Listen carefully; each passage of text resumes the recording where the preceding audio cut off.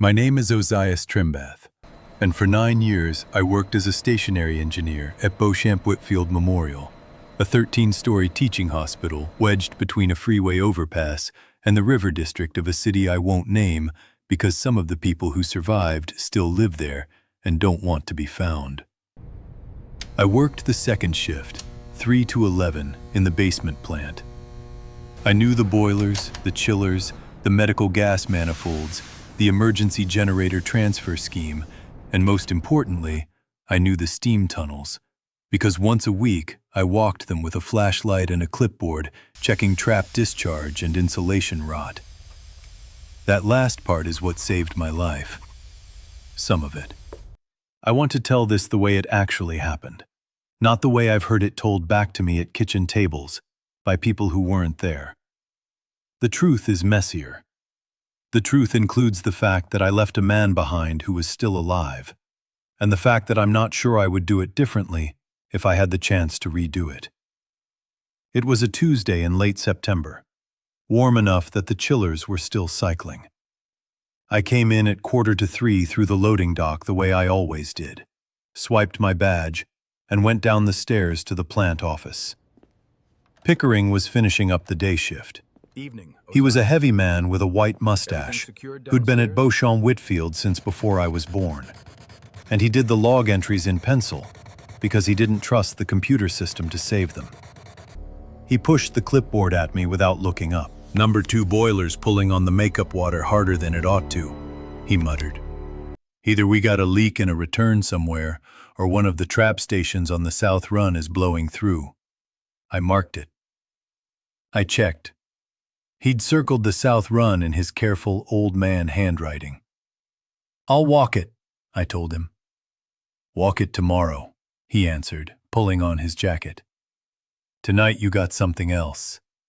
ER's been on the phone twice already.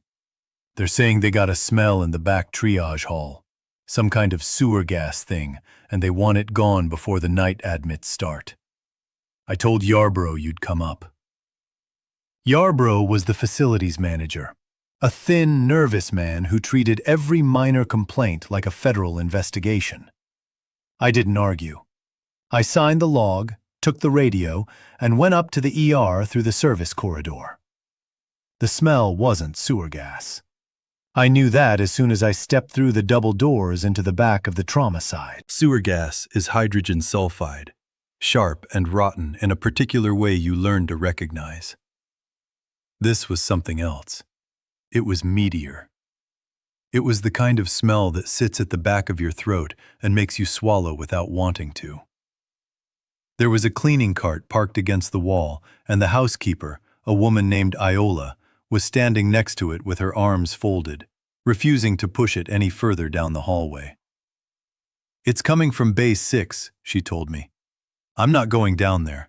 They can write me up." I went down there. Bay 6 had the curtain pulled most of the way across. A nurse I didn't recognize was standing at the foot of the bed with a clipboard pressed against her chest like a shield. And the patient on the bed was a man in his 40s with a bandage on his forearm that had soaked through black. He wasn't moving. The smell was him. I'd been in this hospital long enough to have walked past dead bodies before. In the morgue corridor, and once in the elevator when transport got their schedule wrong. And I knew the smell of an hour's dead body. This was hours, maybe longer. But the chart on the rolling tray said he'd been admitted at 1:30 that afternoon. "He's been like this since I came on," the nurse said. Her name tag said Brenna Casares. "I've paged the attending 3 times. They keep saying they're coming." What happened to his arm? Bite. Animal of some kind. He didn't say what. He came in with his wife, and she went home to get his medications, and she hasn't come back. I keyed the radio and asked Yarbrough what he wanted me to do about a smell that was clearly a clinical issue. Yarbrough told me to find the source and seal it off, in a tone that suggested he hadn't actually listened to what I'd said. I clipped the radio back to my belt and was about to tell Casares I'd be back when the man on the bed sat up. I want to be clear about what that looked like, because I've thought about it a lot. He didn't sit up the way a person wakes up. He didn't push with his arms or rock his hips. He folded forward at the waist like a hinge, and his eyes were open but not tracking. And there was a kind of slow, searching motion in his head that reminded me of a dog smelling the air.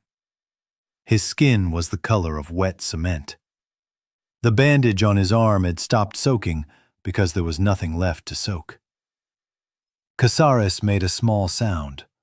Not a scream, a kind of question that didn't get out of her throat. He came off the bed. I did the only thing I could think of, which was to grab the rolling tray and shove it between him and her. He went over it. He went over it the way water goes over a step. He hit the floor on his hands and knees and was already moving toward Casares when I grabbed her by the back of her scrubs and pulled her out of the bay so hard she dropped the clipboard. We came backward through the curtain together, and I yanked it shut behind us as if a curtain would do anything. "Lock the bay," I said, which was stupid because the bays don't lock. "Get a gurney. We need to block the gap." She didn't move. She was looking at the curtain. The curtain was bulging. I went and got the gurney myself. I rolled it across the opening of Bay 6 and locked the wheels.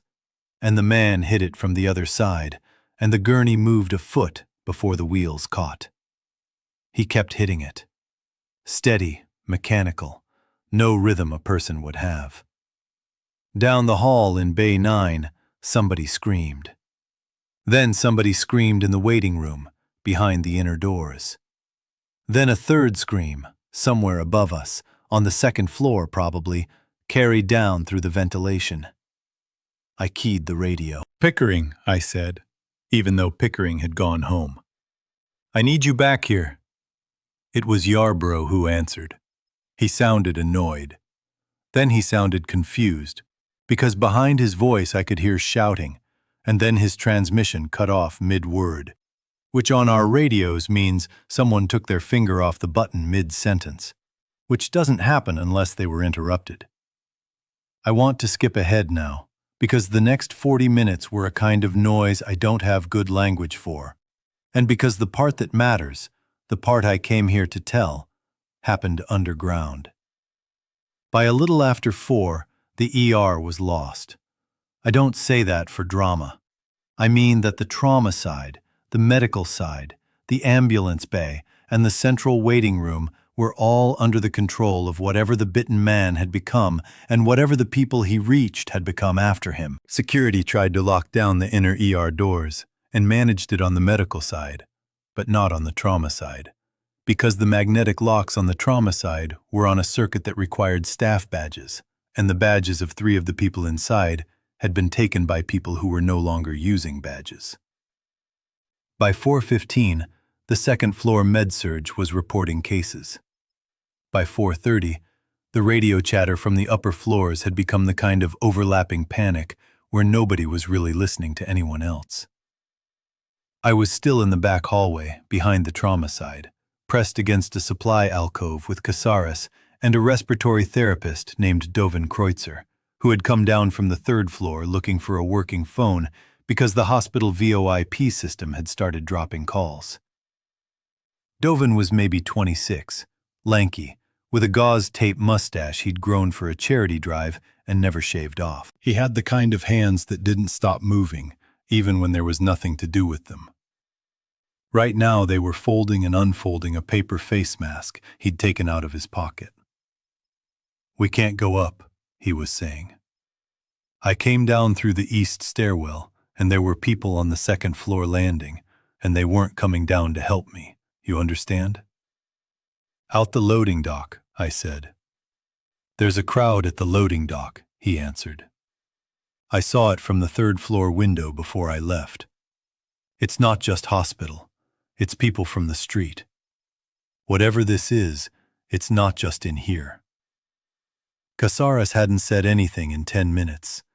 She was breathing through her mouth in short, careful pulls, and her hands were wrapped around her own elbows. She was a small woman, late 20s, with her hair pulled back so tight it looked painful. I would learn later that she'd been a nurse at Beauchamp Whitfield for less than 3 months, and that the man in Bay 6 was the first patient she had ever watched die. Except he hadn't. "There's another way," I told them. I kept my voice low because the gurney barricade was starting to give somewhere down the hall by the sound of it. "We go down. There's a maintenance access in the laundry corridor that drops into the steam tunnels. The tunnels run under the whole campus. They come up in the power plant, in the morgue, in the parking structure utility room, and in the medical office building across the street. If the loading dock is bad, the medical office building is the play. It's 200 yards away through the tunnel, and it comes up on the other side of the freeway service road." Dovin stared at me. "You can get us into the tunnels?" "I can get us into the tunnels. I don't know what's at the other end. I haven't walked the MOB run since spring." "What's down there?" "Pipes, heat. Not much else." He looked at Casares. She nodded once, a quick small motion, like she was agreeing to something she didn't fully understand. "All right," he said. "All right. Lead." I want to tell you we went straight to the laundry corridor and down. We didn't. We went the wrong way first, because I couldn't bring myself to leave without checking the plant office. Pickering had gone home, but my own bag was down there, and in my bag was the long flashlight I used for tunnel walks, and a multi-tool, and a spare radio battery, and a half-full bottle of ibuprofen, and a sandwich I had made that morning. I told the other two to wait for me in the laundry corridor. They didn't. They came with me, because Casares was not going to be left alone, and Dovin was not going to leave her. The plant office was empty. So was the boiler room beyond it. I grabbed my bag, and I also grabbed 2 more flashlights from the wall hooks, and the big set of master keys off the pegboard, and a roll of duct tape. And on a thought I couldn't quite explain at the time, I unhooked the heavy pipe wrench Pickering kept by the desk. It weighed maybe 4 pounds. I gave one of the spare flashlights to Casares and one to Dovin. "Anything else?" Dovin asked. I looked around the plant office. There was a case of bottled water under the desk that Pickering bought himself because he didn't trust the break room cooler. I took 6 bottles, 3 each in a plastic bag for me and Dovin to carry. I took the small first aid kit off the wall. I took a granola bar out of the desk drawer that I'd seen Pickering eat from for months. I took the laminated steam tunnel map off the wall above the desk, even though I knew the layout by heart, because I'd learned a long time ago that the brain you have when you're calm is not the brain you have when you're scared. Then we went to the laundry corridor. The laundry corridor runs along the north side of the basement, between the plant area and the morgue. It smells, even on a normal day, like industrial soap and bleach, and faintly of skin. There was nobody in it when we got there. The big rolling laundry carts were lined up against one wall, the way the night crew had left them. Halfway down, on the right side, there is a steel door painted gray with a sign on it that says, "Authorized maintenance personnel only." And underneath that, in smaller letters, "High temperature and pressure hazards beyond this door." I unlocked it with the master key. The door opened onto a small landing and a steel ladder bolted to the wall, going down maybe 8 feet to a concrete floor. The air that came up was hot. Not warm. Hot, like opening an oven, with a wet edge to it, because steam tunnels are always a little wet from condensation off the pipes and the occasional leaking trap.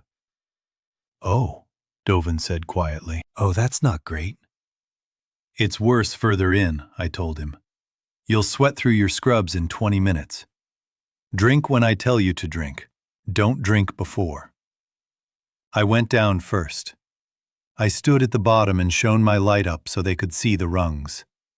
Casares came down second, quick and competent, and Dovin came down third, slow and careful, with the bag of water bottles in one hand, making the descent awkward. When his feet hit the concrete, he looked back up at the open hatch like he wanted to climb back through it. "I need to close it," I said. "If I close it, the badge readers on this side won't work without power, and the power's been flickering. We may not be able to come back up this way." "Close it," Casares answered, before Dovin could say anything. I went up the ladder, pulled the door shut, and slid the deadbolt. From inside, the deadbolt is a simple thumb turn. From outside, you need the key. I came back down. The tunnel we were standing in was about 6 feet wide and maybe 7 feet tall at the crown of the ceiling, which curved. 2 large insulated pipes ran along the ceiling, one going each direction, wrapped in white asbestos-style lagging that was patched in places with newer fiberglass. Smaller pipes ran along the walls. Condensate return, domestic hot water supply, a chilled water pair, a medical vacuum line. Every 20 feet or so there was a single bare bulb in a wire cage, and most of them were on, which meant the basement panel that fed them was still up. Some weren't. The light was the color of weak tea, and it didn't reach far. "This way," I said, pointing east. "We follow the main run for about 100 yards. There's a junction.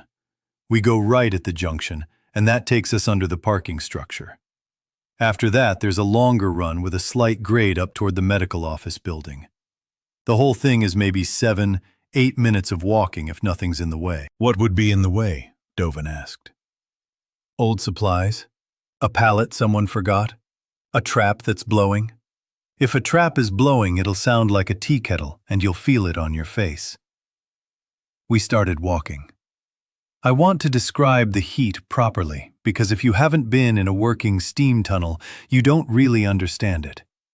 It isn't dry heat. It isn't humid heat the way a sauna is humid. It's the kind of heat that has weight, because the air is thick with the moisture coming off every surface and every joint, and it presses against your sinuses and the inside of your ears. Within 2 minutes, my shirt was sticking to my back.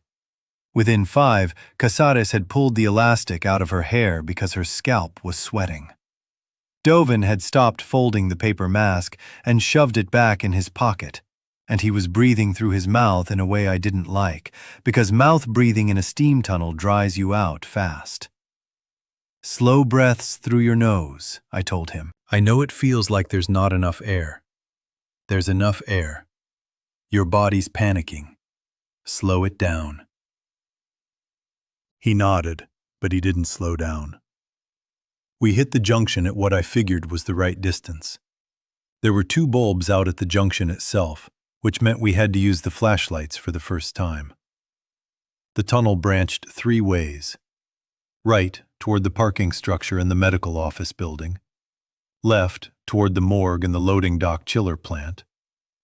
Straight, which was a shorter dead-end run that fed the cafeteria's steam kettles. I went right. Casares stayed close enough behind me that I could feel her breath on my elbow. Dovin trailed by maybe 6 feet, because the bag of water bottles was heavy and unwieldy, and he was struggling with it in the heat. We had gone maybe 40 yards down the right-hand branch when we heard the first sound that wasn't ours. It came from somewhere ahead. Metal on metal, soft, like a wrench tapped against a pipe. Once. Then once again a few seconds later. Then nothing. I stopped. The other 2 stopped behind me. "What was that?" Casares whispered. "Probably thermal expansion," I said, because that was the most likely thing, and also because I wanted it to be the most likely thing. Pipes shift when the load changes. Sometimes they tap.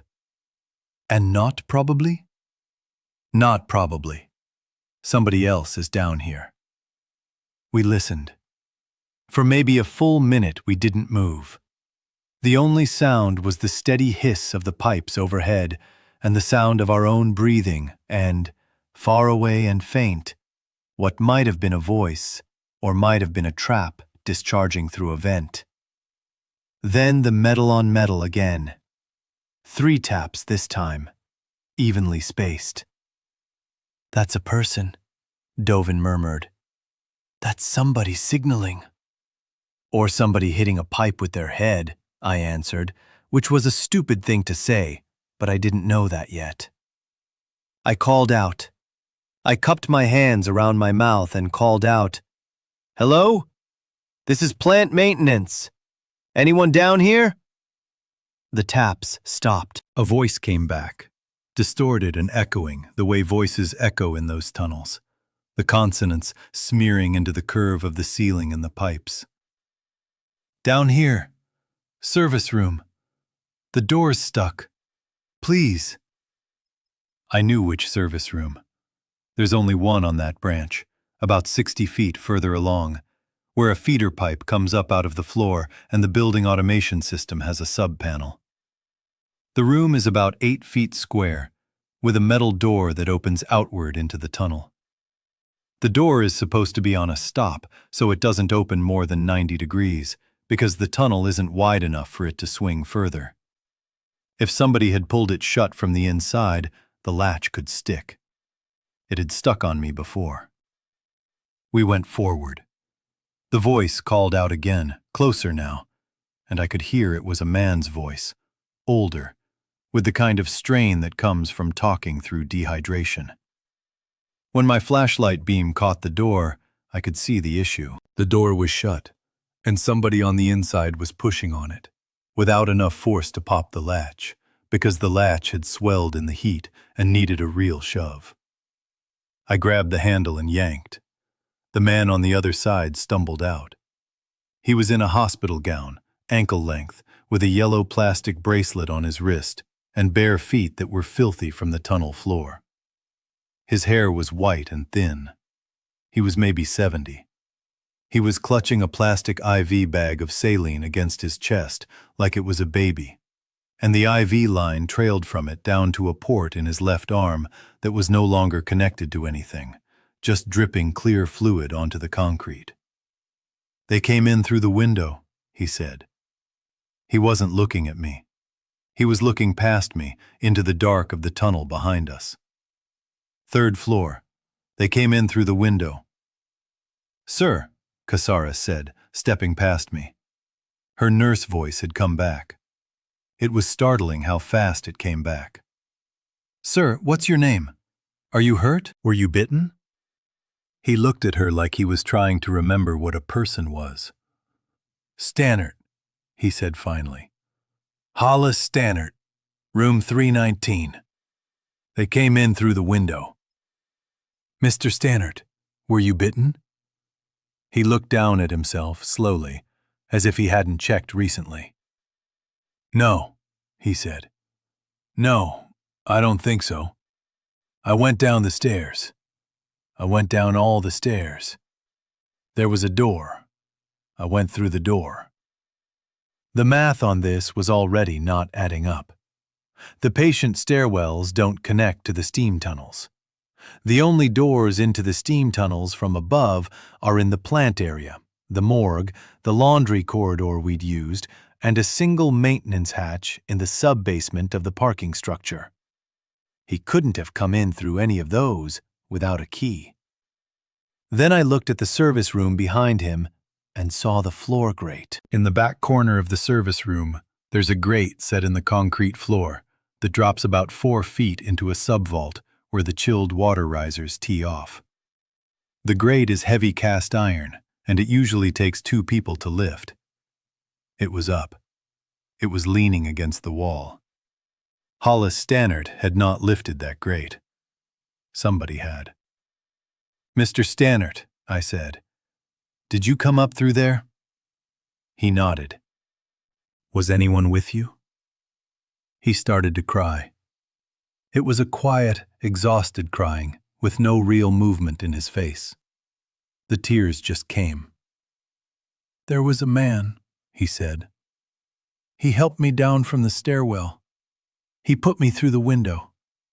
He said he'd come back. He hasn't come back."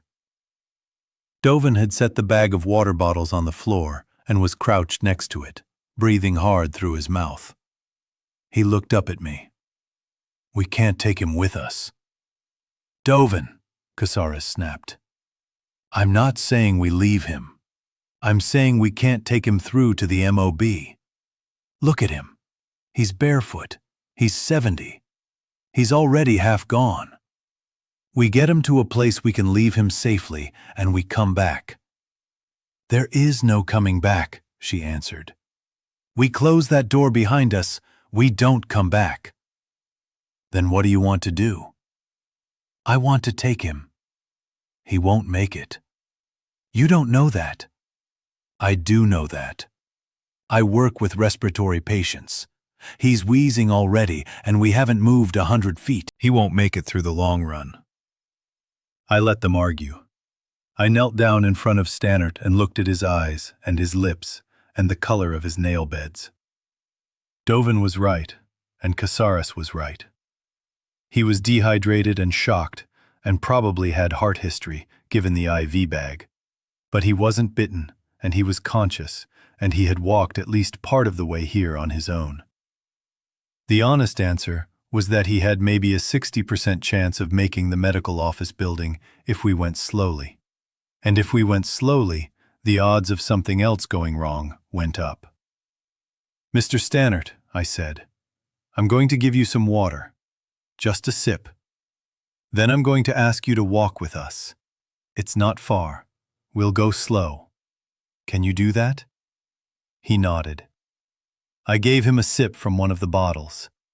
He tried to take more, and I pulled it back. "Slow," I told him. "Slow." We went on. Stannard between Casares and me, Dovin behind. The pace was about a third of what it had been. The heat seemed worse now that we were moving slowly, because we weren't generating any breeze of our own. After 10 minutes, my flashlight hand was slick enough that I had to keep wiping it on my pants. The tunnel made a slow bend to the right under what I knew was the parking structure. The bulbs in this stretch were mostly out. We walked in our own 3 pools of light. Stannard held on to Casares' elbow with one hand and his IV bag with the other, and the IV bag dripped a small, steady trail of saline behind us. And I remember thinking that if anything was tracking us by smell or sound, we were leaving a perfect line for it to follow. That was when we heard the voices. They came from behind us. Down the branch we'd come from, back toward the junction. 2 of them, maybe 3, men talking fast and not bothering to keep their voices down. I caught the word "down here" and the word "great," and then a longer string I couldn't parse. I killed my flashlight. Casares killed hers a second later.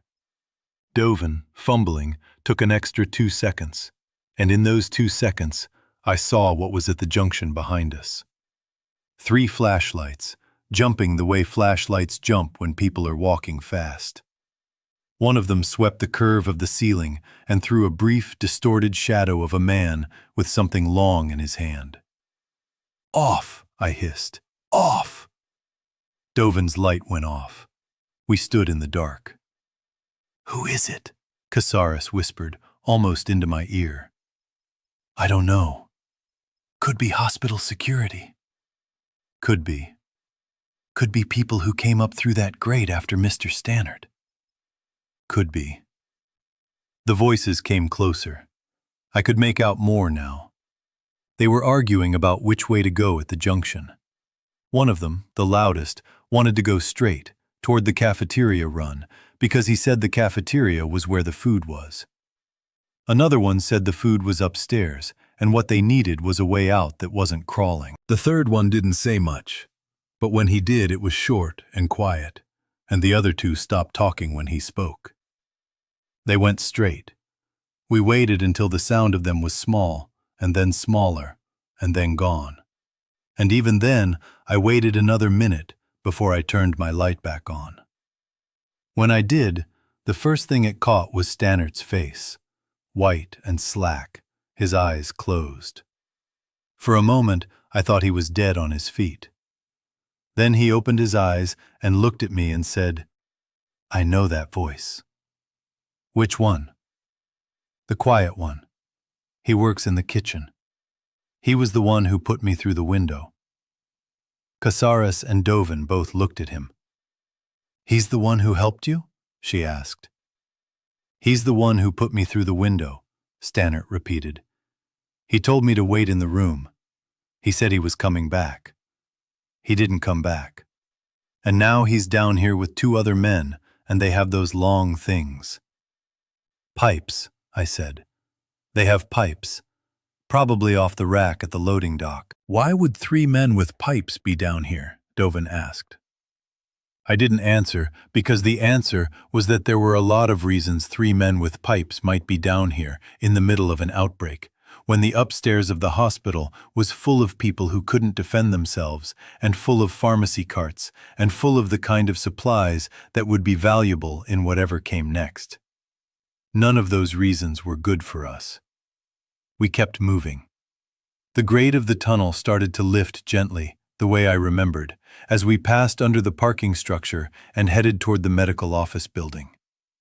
The pipes overhead got closer to my head because the floor was rising and the ceiling wasn't. I had to duck in 2 places. Stannard didn't because he was shorter, but he started to drag his feet, and Casares was holding more and more of his weight on her elbow. "How much further?" Dovin asked from the back. "Maybe 200 feet to the MOB ladder," I told him. "Then up a story to the basement. Then through a door into their utility room. Then we're in their parking garage." "Their parking garage will be full of people, too." "Probably. But it'll be people, Dovin. Just people. Not whatever's upstairs." He didn't answer. I want to describe what happened next carefully, because I have replayed it a lot of times, and I am still not certain about the order. We came around a small bend, and the tunnel opened into a slightly wider stretch where 2 old supply crates had been stacked against the wall years ago and never moved. Beyond the crates, maybe 30 feet ahead, my flashlight beam caught the bottom of the mob access ladder, going up to a steel hatch in the ceiling. Between us and the ladder, there was a man on the floor. He was face down. He was wearing a hospital security uniform. There was a dark stain spreading from underneath him that was either blood or hydraulic fluid from one of the lines, and at 30 feet, I couldn't tell which. Casares started forward. I caught her shoulder. "Wait! He could be alive. Wait!" I swept the light past him, slowly, up the wall, across the ceiling, down the other wall, around the base of the ladder. Nothing. I swept it back. The security guard's hand moved. Not the grasping reach of somebody bitten and turned. Just a small twitch, the kind a person makes when they're hurt and trying to push themselves up. Casares pulled away from me and went to him. She was on her knees next to him before I could decide whether to follow. Dovin set down the bag of water bottles and went after her, because that's the kind of person Dovin turned out to be when it counted, despite all the panicked breathing. I stayed with Stannard. Stannard's legs were shaking. I lowered him to sit on one of the supply crates, and I told him to drink, slowly, from the bottle I'd already opened for him. Then I went forward. The guard was a young man, maybe 23. His name tag said Gannon Alpridge. He had been hit in the back of the head with something heavy, and he had a deep cut across his right shoulder that was the source of the stain, and his radio was missing from his belt.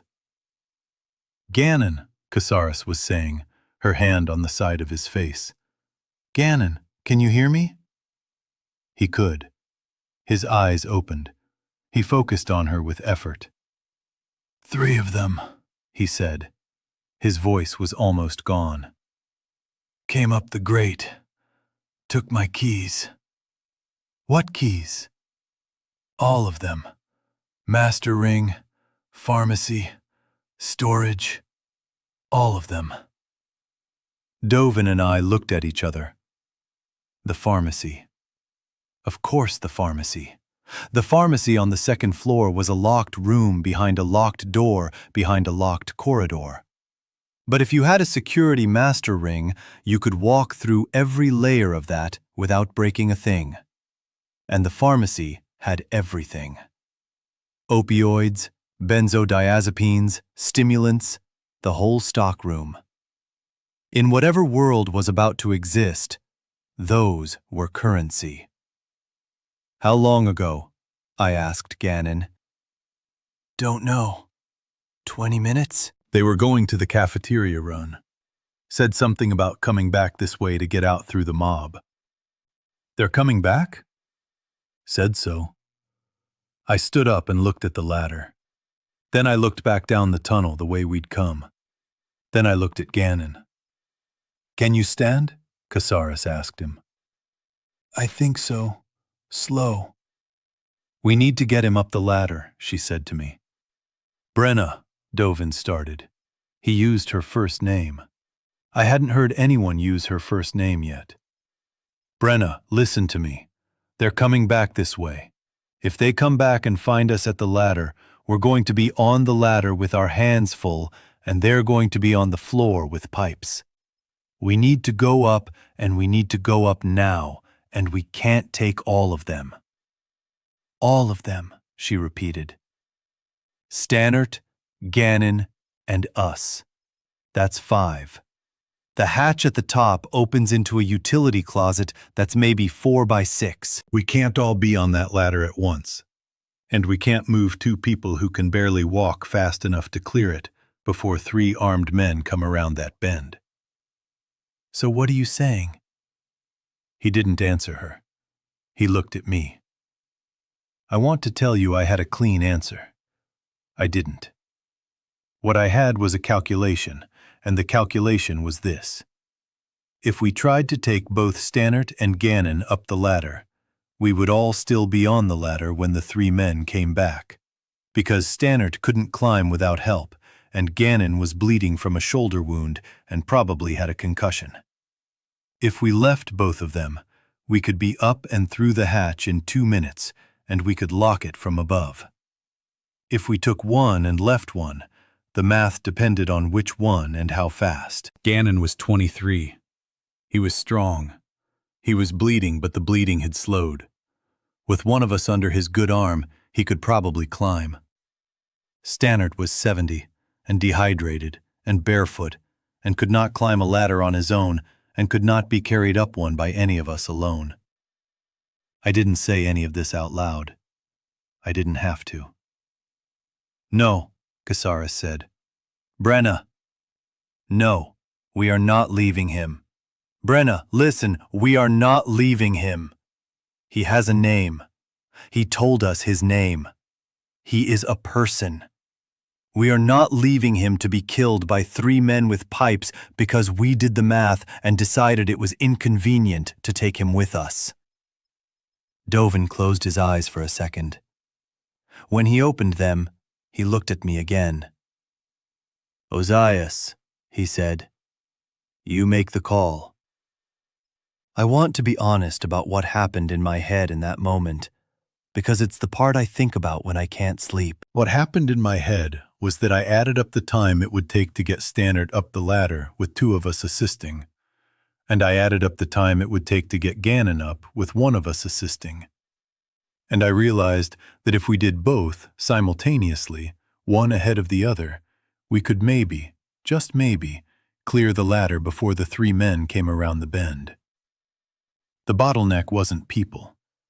The bottleneck was the ladder itself, which was single file, and the hatch, which was single file.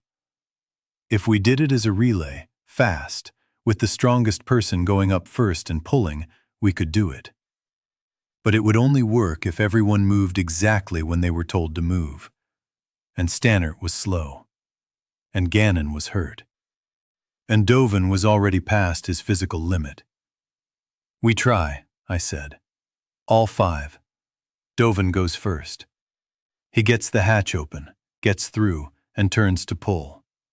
Brenna, you go second with Stannert ahead of you, hands on his hips, pushing. I'll be at the bottom with Gannon. We go on my count. We go fast. We don't talk. Dovin opened his mouth like he wanted to argue. Then he closed it and went to the ladder. He climbed. He climbed faster than I would have given him credit for. He got to the hatch, pushed it up with his shoulder, and disappeared through it into the dark of the utility room above. A second later, his face came back through the opening, and he stretched his arm down. "Send him up," he called. Casares got Stannard to his feet. He swayed and almost went down. She caught him. "Mr. Stannard," she murmured, "we're going up a ladder. I need you to put your hands on the rungs and your feet on the rungs and pull. I'll be behind you. You can't fall. You understand?" He nodded. I'm not sure he understood, but he nodded. She got him onto the ladder.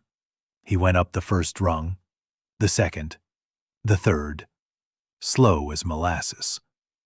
Casares climbed behind him, her hands on his hips, her face against the small of his back, pushing him from below. They were maybe a third of the way up when I heard the voices again. This time they were close.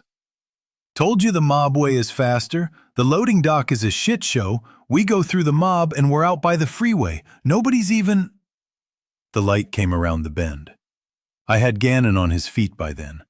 I had his good arm around my shoulder and my pipe wrench in my other hand, and I was at the base of the ladder. Stannard was halfway up. Casares was right behind him. The three men came around the bend. Two of them I had never seen before. The third I recognized immediately. He was a kitchen prep cook named Silvis Drover. I had nodded at him in the cafeteria line maybe 100 times. He was the quiet one Stannard had mentioned. He was the one in front. He had a length of 2-inch black iron pipe in his right hand and the security master ring on his belt. He saw us. He stopped. The other two stopped behind him. For a long second, nobody said anything. The 4 flashlight beams crossed each other on the curved ceiling. "Move," Drover said finally. His voice was flat, not angry, not threatening, just flat. "Move away from the ladder." "We're going up," I answered. "You're going up after us. There's room for everyone, Silvis." He laughed once with no humor in it. "There's not room for everyone. There's room for whoever's at the top of the ladder when the rest of us are at the bottom. Move." Casares was 3 rungs from the hatch. Stannard was 2. Dovin was reaching down, trying to grab Stannard's wrist. Drover took a step forward. The man behind him, taller and heavier, took 2 steps and was almost level with him. I made a decision. It was not a careful decision. I made it in maybe a second and a half, and I have spent years thinking about whether it was the right one. I let go of Gannon. He sagged against the wall and slid partway down it. I stepped forward, between the 3 men and the ladder, and I held the pipe wrench out at my side where they could see it. "Brenna," I said, without looking back. "Go. Now. Both of you. Up." "Ozias." "Up." I heard her move. I heard Stannard grunt. I heard Dovin's voice, sharp and high, telling Stannard to grab his hand. Drover stepped forward again. The taller man behind him swung the pipe lazily, testing his grip. "You don't want this," I told them. "I really don't," Drover answered. "Move." "There are 3 of you and 1 of me, and I have a wrench. You're right that you don't want this, but you do want it less than I do." "Why is that?" "Because if you swing that pipe at me, I will hit you in the knee with this wrench, and if I hit you in the knee with this wrench, you will not walk out of this tunnel. And the tunnel is not a good place to be when you can't walk." He looked at me for a long moment. Behind me I heard a thump that I thought was Stannard hitting the floor of the utility room above. Then I heard Casares' voice, muffled, telling someone to move back. "3's gone up," the third man said quietly, behind Drover. Just him left. Drover didn't take his eyes off me. And you? He asked. What are you going to do? Hit one of us and climb a ladder? I'm going to step aside, I told him. And Mr. Alpridge is going to climb that ladder. And then I am going to climb it. And you are going to wait until we are through the hatch. And if we don't, then I'm going to hit one of you in the knee with this wrench. Probably you. And then the other two of you are going to have to decide whether to fight me or carry you. And I don't think they're going to carry you. The silence that followed lasted maybe 4 seconds. It felt like a minute. Then the third man, the quietest one, said, Silvas, let him go. There's another way out through the morgue. We don't need this ladder. Drover's jaw worked. He didn't lower the pipe. Silvas, the third man repeated. Drover stepped back. 1 step, then another. I didn't lower the wrench. I crouched slowly and got my arm back around Gannon, and I lifted him.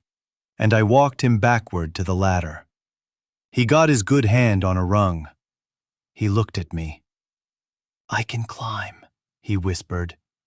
Slow, but I can. Climb, I told him. He climbed. It took him a long time.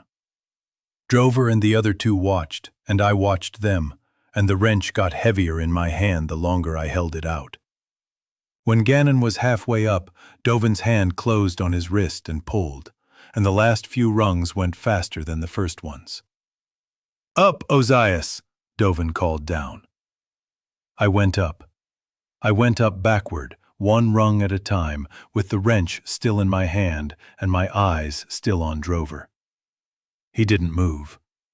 He watched me climb, his face in shadow except for his eyes, and his eyes didn't blink. When I was almost to the hatch, he finally lowered the pipe. You should know, he said up the ladder. I didn't put that old man down here to leave him. I came back. The room was empty. I thought he'd been taken. I'm not what you think I am. I stopped halfway through the hatch. I looked down at him. Then why are you down here with 2 men and pipes? Because everyone else upstairs is dead or dying, he answered. And the pharmacy is the only thing left worth anything. And I have a daughter in this city who is going to need medicine she can't get any other way once this is over. I'm not what you think I am. I'm just not what you'd want me to be either. I didn't have an answer for him. I climbed the rest of the way through the hatch. Dovin reached past me and pulled it shut, and I dropped the bar across it, and we sat in the dark of the utility closet, all 5 of us, breathing. For a while, none of us said anything. Casares had her hand on Stannert's chest, feeling for the rise and fall. Gannon was slumped against the wall with his eyes closed. Dovin was sitting on the floor with his knees up and his arms around them and his head down between them. I was leaning against the door of the closet with the wrench across my lap. Is he breathing? I asked Casares. He's breathing. Is Gannon? He is. The shoulder needs pressure. I'm using my scrub top. I noticed for the first time that she had taken her scrub top off and was working in just her undershirt, and was using the folded scrubs as a compress against Gannon's shoulder. She must have done it in the dark because I hadn't seen her do it. Where are we? Dovin mumbled into his knees. Utility closet, basement of the medical office building. Through that door is a maintenance corridor. Through the corridor is a door to the parking garage. Through the garage is a ramp out to the freeway service road. Are we safe? No. Are we safer? I thought about that. I thought about what was upstairs of us now in the medical office building, and what was likely walking the parking garage, and what was on the freeway service road, and what would happen when Drover and his 2 men found another way out, which they would, because Drover was not stupid. I thought about the fact that we had no plan beyond the next door. We're safer than we were 10 minutes ago, I said. I don't know what we are after that. Good enough, Dovin murmured. We rested for maybe half an hour in the utility closet, in the dark, with the door barred and the hatch barred and our flashlights off to save the batteries. I gave everyone a full bottle of water. I gave Stannard, too. He came around enough to know where he was and to thank Casares by name, which was the moment I think she stopped being angry about the choice we had almost made. He still didn't quite know what year it was, but he knew her name. When we were ready, we opened the closet door and went out into the maintenance corridor. The corridor was dark. The MOB had been on emergency power for hours by then, and the emergency lights on this circuit had failed. We walked single file with 2 flashlights, mine in front and Dovin's at the back, with Stannard and Gannon and Casares between us. Gannon could walk now, mostly, with one hand on the wall. Stannard could walk too, slowly, with Casares beside him. The corridor opened into the parking garage exactly where I remembered it. The garage was full of cars and almost empty of people. We saw 2 figures across the garage, near the up-ramp, but they weren't moving in a way that suggested they had noticed us, and they weren't moving in a way that suggested they were still alive in the sense we were. We went the other direction, down toward the freeway service road exit, and we kept low between the cars, and Dovin held the bag of water bottles tight against his chest so they wouldn't clink. We made it to the service road. The service road was empty. Beyond it, the freeway was not empty, but the cars on the freeway were not moving, and most of them had their doors open, and we did not look closely at what was between them. We crossed the service road and went down the embankment into the brush along the river, and we followed the river south for about a mile until we came to a small concrete pump house that belonged to the city water department. And we broke into the pump house with the master keys, because some city water department locks are the same as hospital plant locks. And we slept on the concrete floor of the pump house for what was left of that night. In the morning, Stannard was still alive. So was Gannon. So were the rest of us. We found a National Guard collection point 3 days later, on the south end of the river district, and we walked into it with our hands up, and they processed us. And they took Stannard and Gannon to a medical tent, and they took Casares to a different medical tent because she was a nurse, and they needed her. And they took Dovin somewhere I never saw. And they took me to a tent where a tired sergeant asked me a lot of questions about the hospital that I answered as honestly as I could. I want to tell you the rest of what happened, but most of it isn't really my story. Stannard died about 2 weeks later, in a field hospital, of a heart event that probably had been coming for months and that the previous days had not helped. Gannon recovered. He lost some range of motion in his shoulder, but he kept the arm. He wrote me a letter, 6 months later, from a town I'd never heard of, thanking me for not leaving him. He didn't know the calculation I had almost made.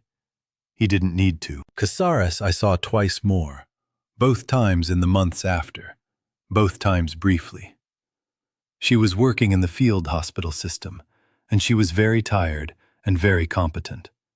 And I think she was relieved each time to see that I was still alive. But I don't think she wanted to talk about the tunnel. We didn't talk about it.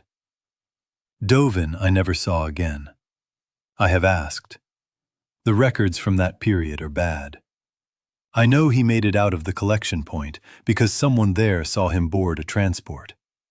I don't know what happened to the transport. Silvas Drover I saw once. About a year later, in a market in a town 200 miles from where the hospital used to be. He was at a table selling pharmaceuticals out of plastic bins. Most of the labels were Beauchamp-Whitfield labels. He saw me. He nodded. I nodded back. He had a young girl with him, maybe 8 or 9, sitting on a stool behind the table with a book in her lap. She had his eyes. I walked past the table, and I didn't stop, and he didn't call after me. I think about him sometimes. I think about whether he was lying in the tunnel about the daughter and about coming back for Stannard. I don't think he was. I think he was a man who, like the rest of us, made the calculation his situation handed him and lived with the answer. I made my calculation, and I live with mine. The wrench is still in a drawer in the kitchen of the small house I rent now. I haven't picked it up in a long time. I keep it because it weighs 4 pounds, and I know exactly what 4 pounds feels like in my hand, and I want to remember. The hospital is gone. They burned it about 2 months after we left. I went back, much later, and walked the perimeter of where it had been. The footprint of the building was a black rectangle in a field of weeds. The parking structure was still standing, partially, with one corner caved in. The medical office building across the freeway service road was intact and had been turned into a relocation center for a while and then abandoned. I walked around to where I thought the laundry corridor entrance to the steam tunnels would have been. There was nothing there but rubble and concrete dust. I crouched down and put my hand on the ground just for a moment because I wanted to feel whether there was any heat coming up through it. There wasn't. The boilers had been cold for a long time. The tunnels under my hand were not hot anymore. They were just dark. I stood up and I walked back to my car and I drove away, and I did not go back. I have told this story 3 times before. Each time I have told it slightly differently because memory is not a recording, it is a recreation, and each recreation is a little more itself and a little less the thing it began as. This is the version I'm going to stop telling at. This is the version I want to be the one that survives. What I want you to take from it, if you take anything, is this. The tunnels were the safest place in the hospital that day. The tunnels were also a trap. Both were true at the same time. The men with the pipes were villains, and they were also fathers. Stannard was a burden, and he was also a person who wanted to keep living. Casares was right, and Dovin was right, and I was the one who had to choose between them. And the fact that I chose to try to take everyone is the thing I am most proud of and least sure about. We got lucky. We got lucky 3 different ways at the ladder, and I know it. If Drover had been someone else, if the third man had not been the one with a level head, if Gannon had passed out instead of finding one more climb in his body, this would be a different story, or no story at all. I don't believe in lessons from things like this. I believe in details. The detail I want you to keep is this one. When I crouched at the bottom of the ladder with the pipe wrench in my hand and my back to the people I was trying to save, what I was most afraid of was not the 3 men in front of me. What I was most afraid of was that I would do the math right, and the math would tell me to leave somebody, and I would do it, and I would be correct, and I would have to live with having been correct. I didn't do the math. I held the wrench out, and I bluffed 3 armed men, and I climbed a ladder backward in the dark, and I got lucky. That's the whole story. That's the only story I have. The kettle on my stove is whistling. I have to go.